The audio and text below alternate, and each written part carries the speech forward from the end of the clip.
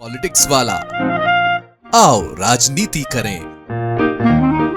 स्वामी अभिमुक्तेश्वरानंद के खिलाफ एफआईआर कराने वाले आशुतोष महाराज ब्रह्मचारी पर रीवा एक्सप्रेस ट्रेन में धारदार हथियार से हमला हुआ है। एसी कोच में प्रयागराज से जा रहे महाराज की नाक काटने की कोशिश की गई।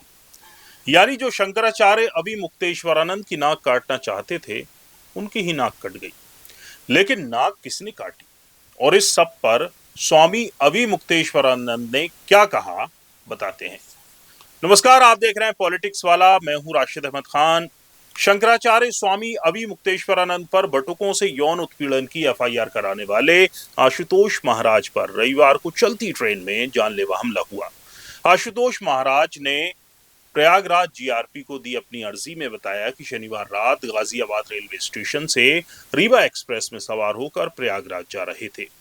रविवार सुबह करीब 5 बजे ट्रेन जब सिराधू रेलवे स्टेशन के पास पहुंची तो एसी बोगी के कोच H1 में सवार आशुतोष ब्रह्मचारी पर कुछ अज्ञात हमलावरों ने धारदार हथियार से हमला कर दिया। आशुतोष ने हमले के लिए शंकराचार्य को जिम्मेदार ठहराया। आशुतोष महाराज ने कहा कि जिसने मुझ पर हमला किया है वो व्यक्ति 21 लाख के चक्कर में अभिमुक्तेश्वरानंद के कहने पर आया था। इन लोगों ने मेरी नाक काटने की योजना बनाई थी।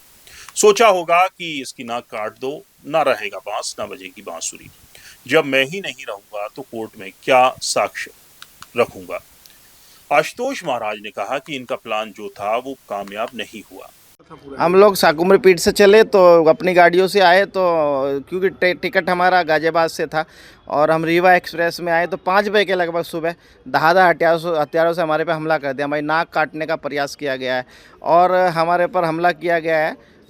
ये पूरा मामला हुआ है। बाथरूम में बढ़ के हमने अपनी जान बचाई। ये अभिमुक्तेश्वरानंद के खिलाफ जो पॉक्सो के तहत छोटे छोटे बटुक का जो मुकदमा दर्ज कराया था, तो उसके तहत ही हमारे पे घोषणा किया गया था कि 21 लाख रुपए मिलेंगे जो आशुतोष ब्रह्मचारी की नाक काट के लाएगा, 100 भी सनातनी लाएगा। तो उसके तहत ही हमारे हत्या का प्रयास कराया गया है। वहीं स्वामी अभिमुक्तेश्वरानंद सरस्वती ने इन आरोपों को खारिज करते हुए पूरे मामले की निष्पक्ष जांच की मांग की। साथ ही उन्होंने कहा कि आशुतोष महाराज माहौल बनाने के लिए ऐसा कर रहे हैं। उन्होंने आशुतोष महाराज की सुरक्षा की भी मांग की। ऐसा है कि जो अटेंडेंट है, जैसा कि हमको समाचार में बताया गया, वो कह रहा है कि बाथरूम में गए तब तक तो ठीक थे, बाथरूम से निकलने के बाद से इनका ये हाल हो गया। तो बाथरूम में जब गए तो ठीक थे, तो बाथरूम से निकलने के बाद उनको किसने मार दिया? ये बनावट है, केवल माहौल बनाने के लिए और सुरक्षा प्राप्त करने के लिए। इससे ज्यादा कुछ दिखाई नहीं दे रहा। और दूसरी बात है कि अगर भारत सरकार की रेल सुरक्षित नहीं रह गई, कोई यात्री किराया दे करके, चाहे वो आशुतोष ही क्यों ना हो, अगर वो यात्रा कर रहे हैं, ट्रेन में कर रहे हैं, तो कहाँ है जीआरपी, कहाँ है रेलवे का प्रशासन? कैसे किसी यात्री के ऊपर हमला हो जाता है? ये तो सुरक्षित जगह मानी जाती हैं।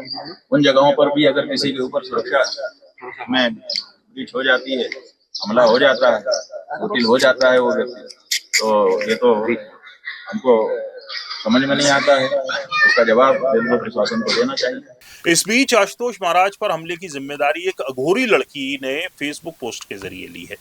सोशल मीडिया पर जिस लड़की ने जिम्मेदारी ली उसका नाम डॉक्टर स्वाति अघोरी है। उत्तराखंड के गंगोत्री की रहने वाली है। खुद को सनातनी बेटी कहने वाली स्वाति शंकराचार्य स्वामी अभिमुक्तेश्वरानंद की अनन्य शिष्या होने का दावा करती है। उसने एक पोस्ट में पुलिस वाले के साथ सेल्फी लेते हुए लिखा कि लगता है कि अब मैं चर्चा में आ रही हूँ, ये हमें गिरफ्तार करने आए हैं। धर्म के लिए गिरफ्तारी क्या, सूली पर चढ़ जाऊं? चलिए साहब, गिरफ्तारी इसलिए क्योंकि शंकराचार्य जी का समर्थन करती हूँ।